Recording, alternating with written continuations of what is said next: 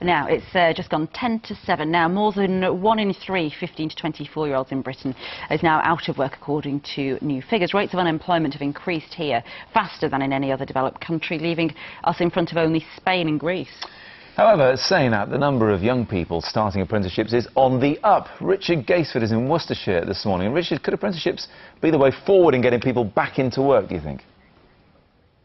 Well, we're certainly going to hear it in a minute from the organisation responsible for promoting apprenticeships. They think earning and learning is the way forward. The big problem, though, is that many teachers and parents aren't pushing students towards apprenticeships. You can see from the figures that 500,000 students left school and headed to university in the last year.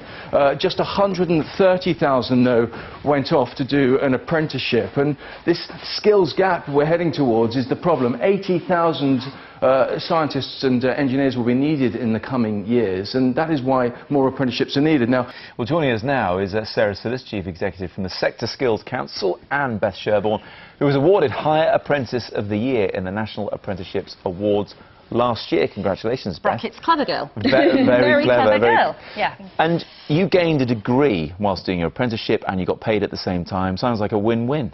When I actually looked at the apprenticeship that MBDA Missile Systems was offering, it was just too good to be true. I mean, you got your degree, you got HNCs, you got vocational training and MVQs, level 3 and 4, and you got on-the-work experience, and you were learning from colleagues and management in the field. It was just money in your pocket as well. Money in the pocket. People will be surprised, I think. They think, well, apprenticeship, you're not going to university, you won't get a degree, but you did get one. Yeah. And does that surprise people? Yeah, it does, I think. I don't think people put apprenticeships with degrees, but a lot of higher apprenticeships and advanced apprenticeships offer degrees or HNDs, very high-level qualifications. Sarah, there's clearly not enough of them around, are there, then? We need lots more, and that's really our request. Parents, encourage your youngsters. I mean, the figures you were quoting earlier about youth unemployment in the UK, we desperately want people to come into apprenticeships. Are there enough apprenticeships being offered out there? Are there plenty around? And of that quality as well, actually? Well,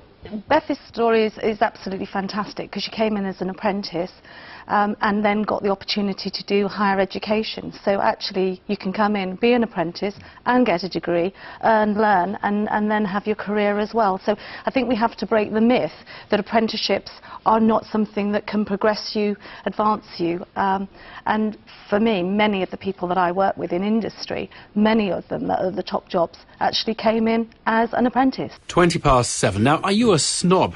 Many people are, apparently, when it comes to the issue of apprenticeships. Simon can tell us more. Thanks, Evan. Yeah, middle-class parents' prejudice against apprenticeships could be costing us a generation of youngsters in manufacturing, condemning the country to years of economic gloom. So says Sarah Sillars, who's Chief Executive of Semta, which is the Sector Skills Council for Engineering and Manufacturing. It's a not-for-profit body. She's meeting with Matthew Hancock, the Skills Minister, today to update him on the push to double the number of apprenticeships for manufacturing and engineering over the next 3 years. Good morning. Good morning. You say parents need to purge their prejudice. What evidence do you have that it exists?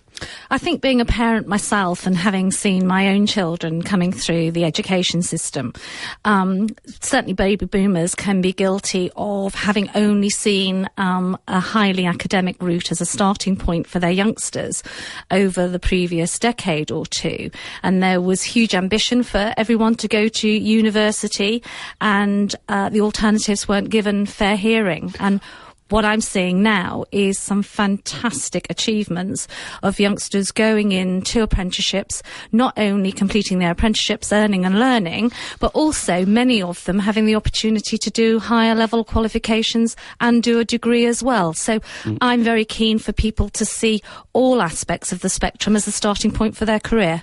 The number of apprenticeships in engineering and advanced manufacturing has increased by more than 85% over the past 2 years. According to latest figures from the Skills Council, Semta, every area of England has seen a pretty significant rise in new apprentices over the past 2 years. Number more than trebled in the West Midlands and has way more than doubled in the East Midlands and the North East. But do we need even more apprentices, especially for those advanced manufacturing and engineering sectors? Well, Sarah Sillars, OB, is the Skills Chief at Semta, and that is the Sector Skills Council for Science, Engineering, Manufacturing, Technology, many other things.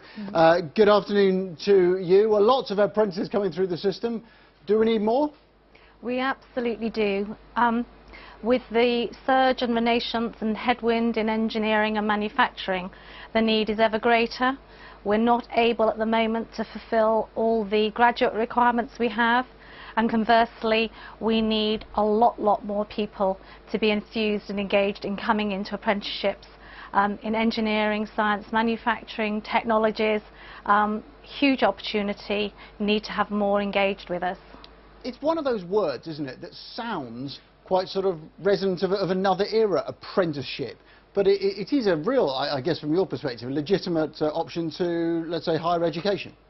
Absolutely, and I think as a mother myself, some of us baby boomers have been guilty perhaps over the last decade of kind of being swayed or being seen that there is only certain routes for our children to aspire to. And for a long time that's been to go into university and to become graduates. And that still for manufacturing and engineering is hugely important. We could do with 100,000 a year going forward. But conversely, that's not necessarily the right path for everybody. And there are so many young people ready to want to go out into the world of work, to be earning and learning and applying their skills. And apprenticeships are a fantastic way for organisations to get talent early on that they can develop. And your point's really interesting, because now with higher apprenticeships you can actually then progress and do a degree, you can get a master's. So I think the view that apprenticeships are at one level and graduates and degrees are at a completely other end of the spectrum is now kind of muddying the waters. Apprenticeships are an entry level, but there's huge opportunity with many companies to progress that, and many companies actually have their leaders, their CEOs, their finance directors, they've started as apprentices in some cases. So it should be an aspiration, and I think we've got to get parents to re-engage with apprenticeships in a much bigger way. Indeed. Sarah Sillars, thanks very much indeed.